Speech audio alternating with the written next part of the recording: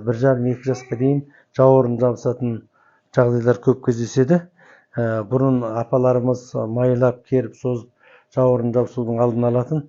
Қазіргі жас аналар үй жағдайындағы емдеу әдістерін білмейді. Сол себептен мен сіздерге осы жауырынның қалай ашылатындығы туралы көрсетіп берейін деп отырмын. Енді бір жағдайда көп балалар жауырын жабысқан жағдайда көбінде артқа шалқалақтайды, ұйықтамайды. Бесікке жатса, болмаса коляскада шалқалап жатса, шалқасынан жатқызса, жаңа жатпай жылап, қолменен көтеріп жүруді талап етеді. Мазасызданады, шырқырап жылайды.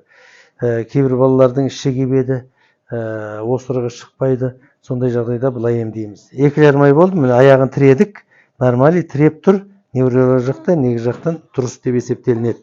Бірінші, мынаны міне ашып көреміз. Мына омыртқаның міне ең артқы белгісі тұр. Сонан бастаймыздағы бұл іштегі қара желді кетіру, ішті кепкені, осырық келмей мазаланғанда баланы былай емдейміз.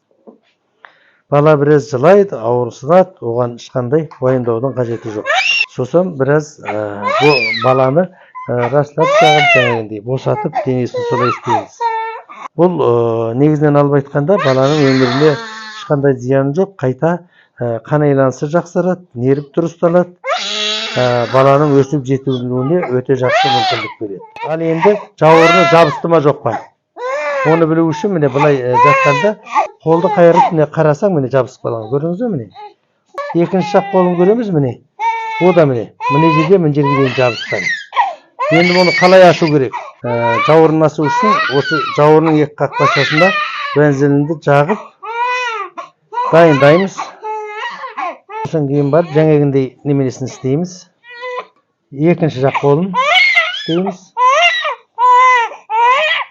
Потом баланы отырғызамыз. Қолтығынан былай ұстап тұрамыздағы екі жақ бармақпенен былай басамыз. Басып болғаннан кейін мына қолдың міне жерінен ұстауға болмайды. Қазір баланы көтермекші, мынадан ұстайтын болсақ, мына шынтақ буын шығып кетеді. Сол себептен баланы міне дәл осы буыннан ұстаймыз. 1 минуттай көтеріп ұстап тұрамыз. Өз салмағыменен өзі. Мына жоқ қол, мына қол астында болу керек. Өйткені қолың тайып түсіп кетсе, баланы ұстап қалу үшін. Онан кейін екінші қолға өтеміз. Тұрғызбай ретінде артынан ұстап көтеріп тұрамыз. Шалқадан жатқызамыз. Потом баланың қолын, мына қолыңды айқастырасың. Үс. Енді екінші қолменен айқастырамыз. Үс.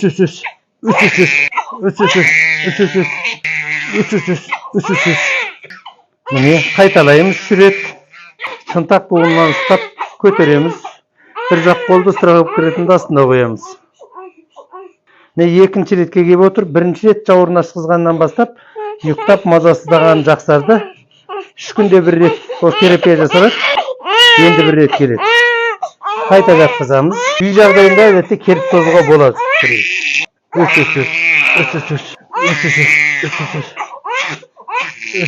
Үс.